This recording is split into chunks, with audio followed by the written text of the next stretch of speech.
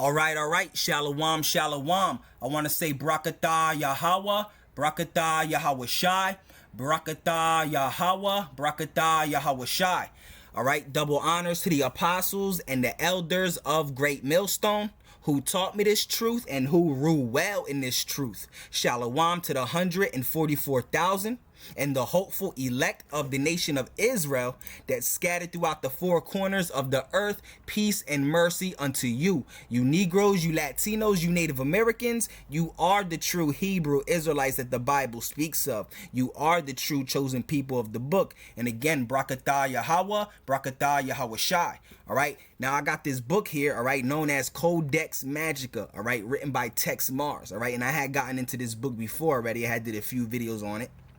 But for those who hasn't seen those videos, all right, this is the book that reveals all the witchcraft, the wizardry, the Satanism of the Illuminati and Freemasonry, all right? It reveals what they're trying to do, the New World Order and their agenda and all of that, man. All right, and it lets you see the true wickedness of Esau, man. All right, wickedness that you can't even comprehend, bro. All right, Esau is really the wicked, man. All right, he's really the wicked, man. Like on a whole nother level, bro. All right, so let's just get right into it. What I want to do a video on, what this video is going to be on, is the Great Seal that's on the back of the dollar bill. All right, because what you have on the back of the dollar bill is what? The pyramid with the all-seeing eye. All right, with the glowing eye. All right, and then underneath you have Novus Ordo Seclorum. All right, that's a symbol. All right, that represents you know, their agenda of what they're trying to do, man. All right, which is to create a new world order. All right, so let's just get right into it, man. It says the riddle of the Great Seal of the United States and the all-seeing eye of the Illuminati serpent of wisdom.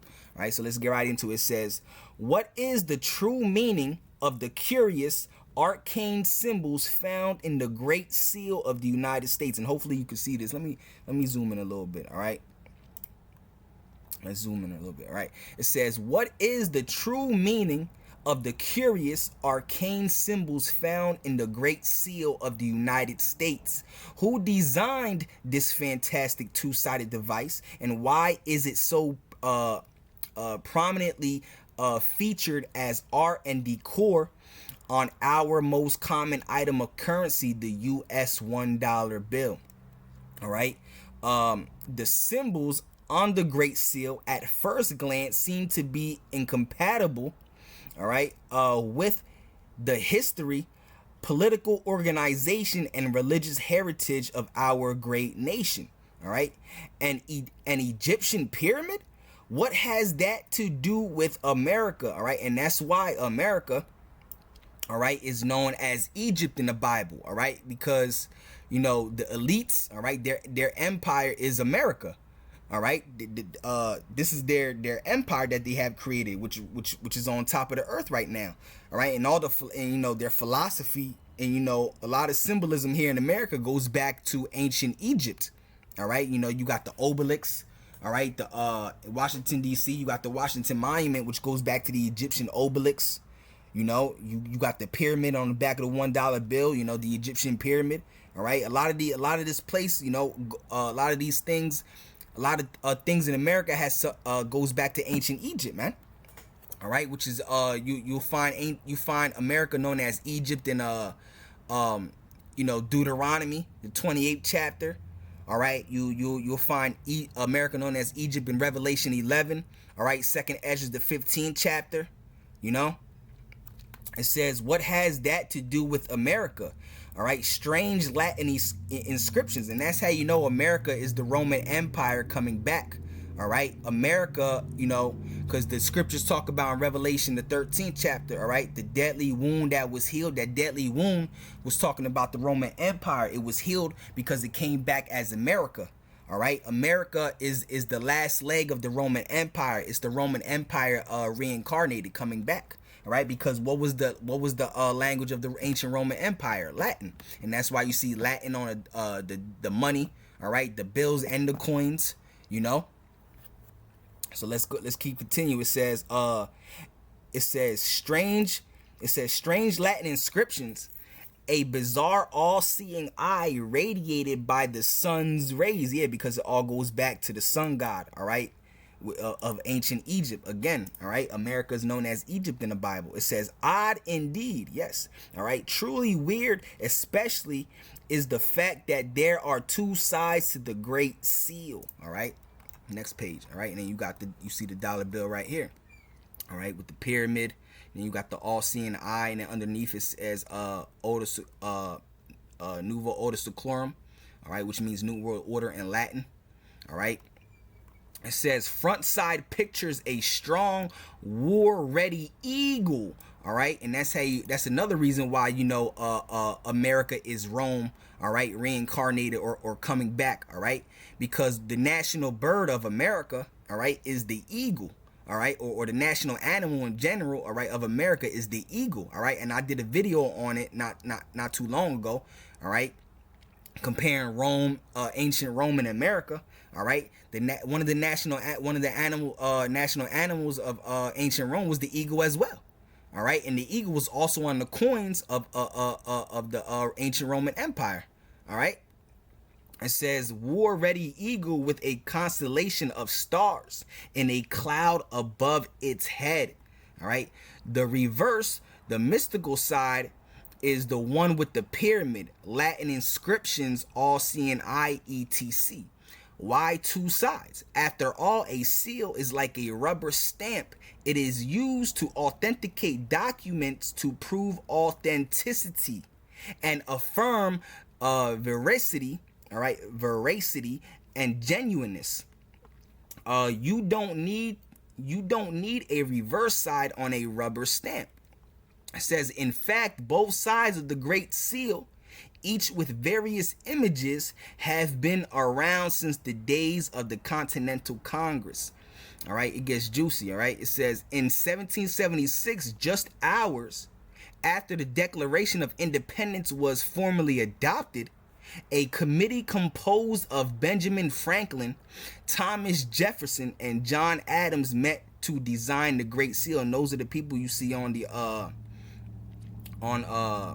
what's it called? All right, the mountain with the four heads. All right. Damn, why can I what is it called?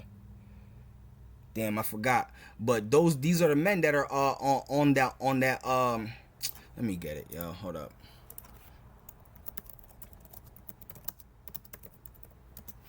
All right. Yeah, all right. Mount Rushmore. I don't know why I couldn't. It was off the tip of my tongue. These are the heads you see on Mount Rushmore.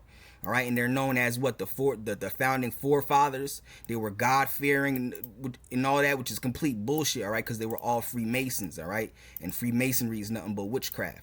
All right. So let's go back to it. All right. It says, damn, I keep changing. All right.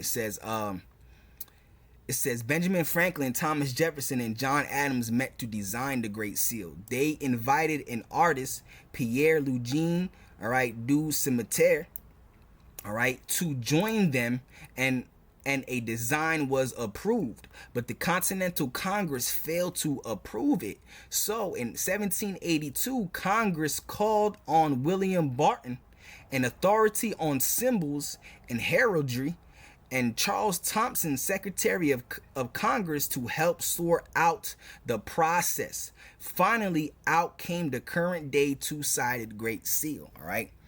Enter Rothschild's man, Haym Salomon. Most likely he was a Rothschild. All right. It says that, of course, is the official version of events. So that's what really went down. All right. That's the true history of it. All right, that of course is the official version of events, but some claim that a mysterious man from Europe but living in Philadelphia named Haym Salomon secretly assisted the committee of Franklin, Jefferson, and Adams. Haym Salomon, a Jewish banker, all right, and these elites, all right, which are, you know, their banking families, all right, so-called Jewish, you know, banking families, all right. It says Haym Salomon, a Jewish banker, just happened to be the American representative for the Rothschilds of Europe, all right. So the Rothschilds, all right, they have their hand in everything, man, all right, in everything they do, all right. The elites, you know, starting with the Rothschilds and the Rockefellers, they had something to do with this, man, all right, because what is what is their agenda of the Illuminati? All right, to start a new world order. All right, and this is what symbolizes their new world order, what they're trying to do. All right, they had their hand, all right, their witchcraft in making this, the process of making this symbol, the Great Seal being made. All right, let's go back. It says a Jewish banker just happened to be the American representative for the Rothschilds of Europe. Solomon, it is said, all right, bribed a number of American politicians, and that's what happens, and that's what goes on today. These politicians are bought and paid for, man. All right, people that sit in high places like presidents and politicians and these celebrities, man, they're bought and paid for. The news media and all that, man. You know, they put on the news what they want you to see. You know, not the real truth. All right, it says they got the money to bribe and buy out anything, man. It says where was I? It says Solomon, it is said, bribed a number of American politicians and was able to get about anything he and his mentor wanted done. And the same thing today with the elites, the Rothschilds and the Rockefellers, the DuPonts and the Oppenheimers and all of that, man. All right. In the case of the Great Seal, the Rothschilds wanted symbols to be pictured in the Great Seal of the United States befitting the aims of the Illuminati, you see? All right, so this symbol represents their aim of the Illuminati, which is to create a new world order, It says, though Jewish and Zionist in ambition, the Rothschilds were not worshipers of God of the Old Testament and New Testament of the Bible. Of course not. They're the wicked. All right. Esau, Edom. All right. All right. The Edomites, starting with the elite banking families, they're the ones that rule the entire earth. And they're known as the wicked in the Bible. All right. Esau. All right. The Edomites, which is the so-called white race today, starting with the elite banking families, they're the wicked that the Bible speaks of. They're the wicked race that the Bible speaks of. All right. It's impossible for Esau, Edom, all right, to praise the Most High. All right. The Most High is not at all in his thoughts, like it tells you. Let's get that. All right.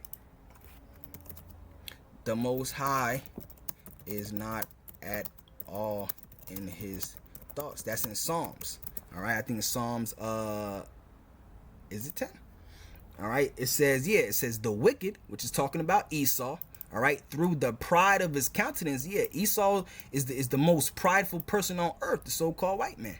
He thinks he's never going to come down from the rulership of this planet Earth, man. The Lord is getting ready to take him down.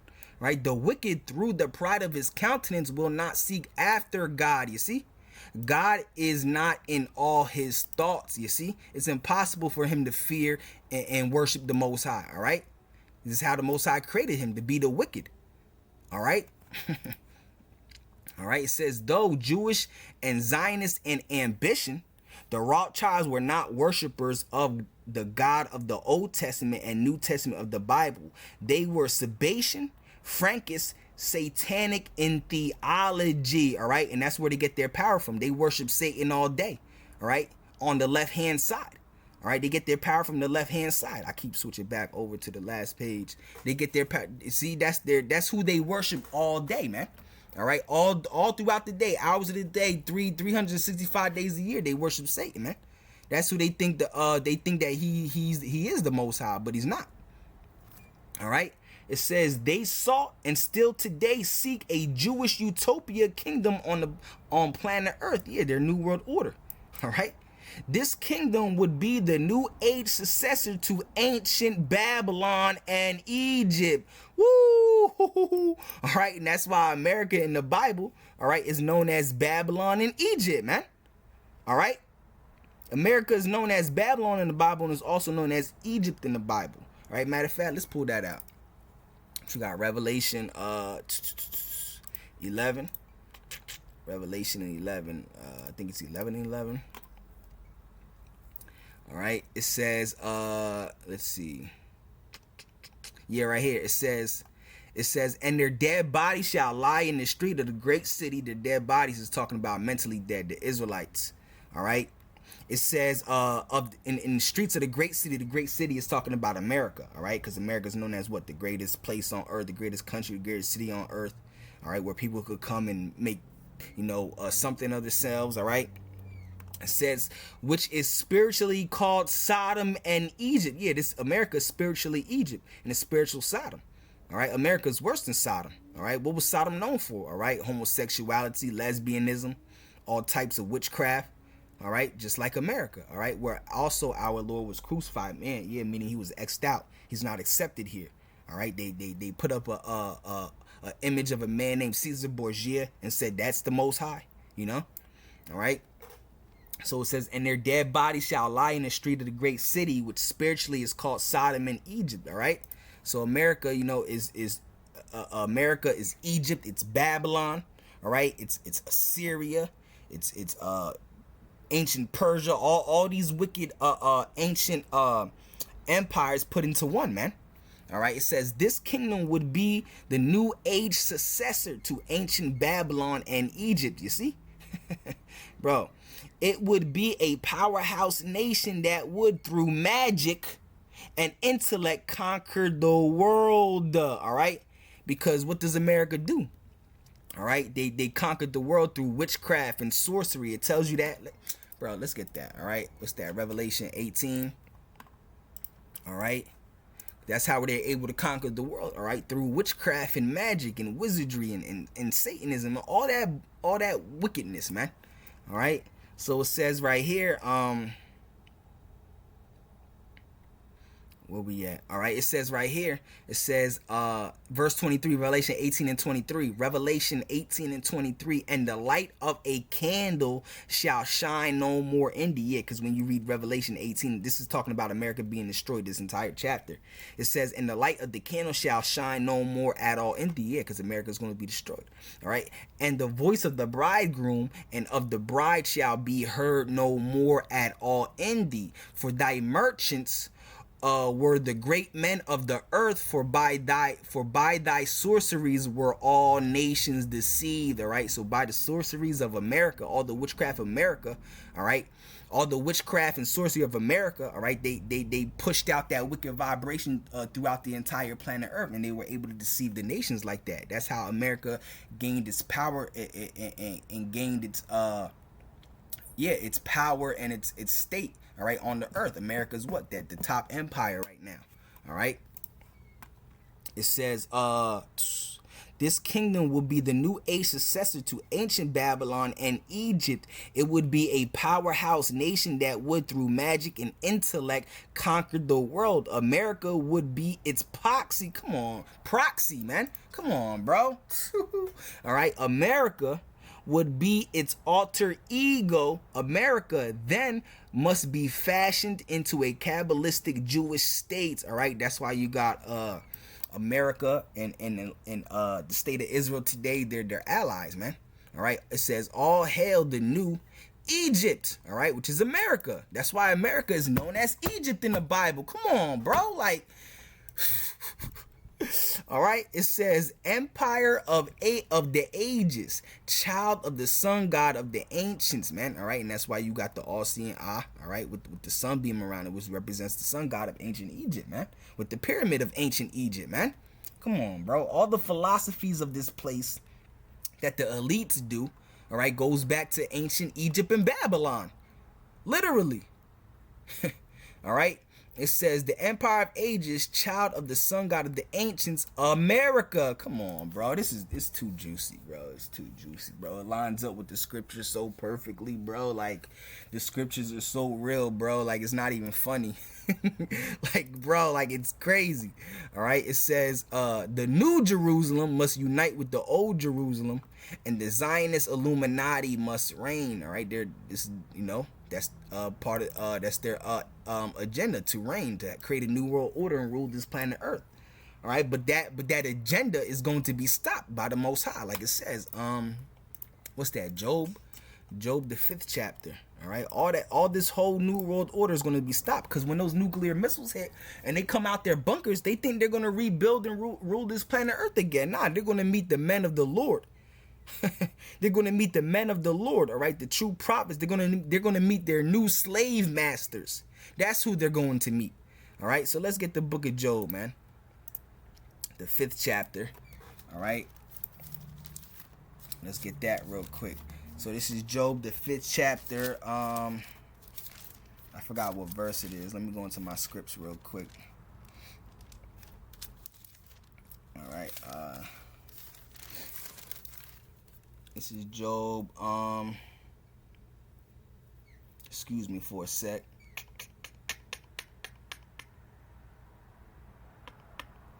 All right, yeah. Job 5:12. All right. It says, he disappointeth the devices of the crafty. All right. That's right. The devices of the crafty, the wickedness, the sneakiness, which is the Illuminati. All right. He disappointed the devices of the crafty, so that their hands cannot perform their enterprise. Whoo! He taketh the wise in their own craftiness. Whoo! All right. It says, and the counsel of the froward is carried along. Yeah, he taketh the wise in their own craftiness. All right. He doesn't see Esau. The Lord has Esau, Edom, all right, these elites in a trick bag, man. In a trick bag, all right? In a straight trick bag, bro. All right? It says Rothschild's agent, Haim Solomon, had millions of dollars to largesse to spread around in bribes. And that's still what they do today. All right? It says, and so he did. A good portion of the money went to fund the Continental Congress and its operations. Some went into the treasury for the Revolutionary War effort. Some went to politicians' pockets, and that's how all it's still today, man. All these politicians are bought and paid for, man. All right. They're part of the Illuminati, all right. You see these politicians, all right? They do all these all the Illuminati hand symbols and all of that, man. You know, it says Rothschild eventually got the images he had demanded on the Great Seal, though not without opposition. All right. The design was bitterly opposed by the few who recognized the Masonic and Illuminist elements. As for Haim Solomon, few history textbooks mentioned him. All right, but he is privily called by Illuminati Jews the financier of the American Revolution. Yeah, because he funded it, bro. All right, all wars are funded by the Illuminati, bro. These elites and all of that, man. All right, all these wars were systematically created. All right, to bring forth their new world order, man. You know. All right, because you have something that's known as the Albert Pike and Giuseppe Mazzini blueprint, and that blueprint was the blueprint of the New World Order, and what's written in that blueprint is to start 3 world wars, all right, to depopulate the earth, all right, because when you read the Georgia Guidestones, what does it say, all right, to keep the